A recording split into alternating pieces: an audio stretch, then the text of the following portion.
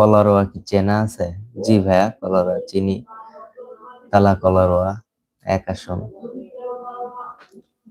ভাইয়া যেদিন অনেক বড় ইউটিউবার হবেন সেদিন কি আমাদের মতো লোকাল ফ্যানদের এমন গুরুত্ব দিবেন? ভাইয়া এটা শুনলে সত্যি কেমন জানি বুকের ভিতর কেঁপে ওঠে। মানুষ মানুষ তো মানুষই, বড় হওয়ার কিছুই নাই।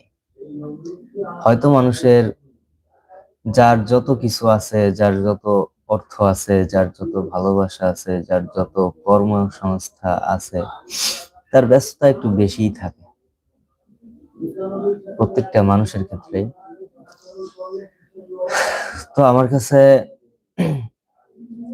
আমার খুব মনে আছে যারা প্রথম থেকে আমাদের সাপোর্ট করে এখনো পর্যন্ত, তাদের সাথে আমার খুব সুন্দর সম্পর্ক, তাদের সাথে আমি খুব ভালো